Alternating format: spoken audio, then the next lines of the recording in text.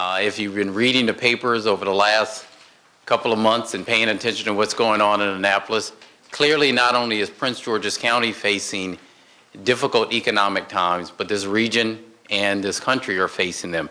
And so some of the things that we're faced with in this administration is how do we deal with that and deliver the kind of services and quality of services you deserve. Over these next couple of months, next 2 months, they're coming fast. I've got to make some difficult choices on how we spend limited resources. The men and women who introduce themselves to Unite have to then take those limited resources and provide snow removal. They have to provide a quality library for you. So we've got some very challenging times. But we're also going to talk about some opportunities in Prince George's County that I think are unique and that we're going to propose to our county council. With that, let's talk about the budget. In order for us to get out of these hard economic times for the long run, we're going to have to grow our base. We're going to have to grow our commercial base and our tax base. We can no longer rely simply on residential housing.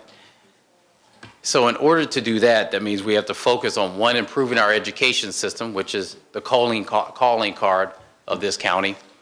We have to make sure that citizens are safe and that we focus around what I think are our opportunities, which is our transit-oriented development around Metro. So taking those limited resources and targeting them around areas where we think we can have the greatest impact. Part of that is I've introduced some legislation in Annapolis dealing with ethics in the county.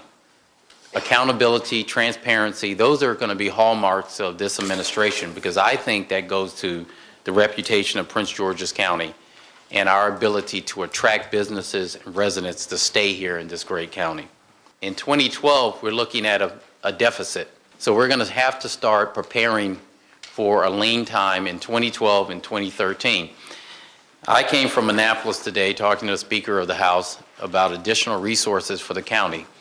Every county around this state and the city of Baltimore are looking for additional resources given the fact that the localities, the local governments, have very few options in raising revenue.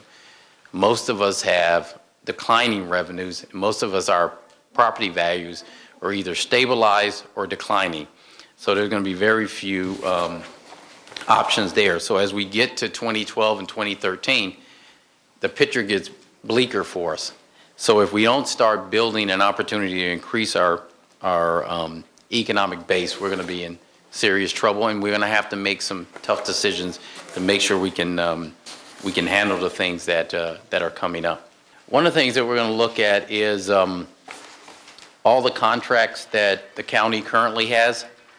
Looking and reviewing at those, looking at those contracts, making sure the county is getting the most that it can, where we can actually cancel or reduce the contracts we're going to. Some of the things that we've done that you'll see up here is we've looked at our internal policies. Cars for department agencies, we're scrutinizing the use of those, limited.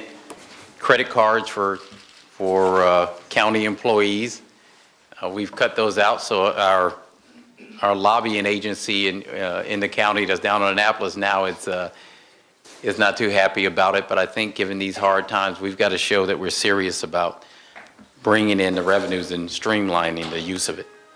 Thank you very much for coming to the first budget hearing, and thank you for your comments. We will take these back and look at them as we address the budget. I just want to say to all of you, thank you for being a part of this process.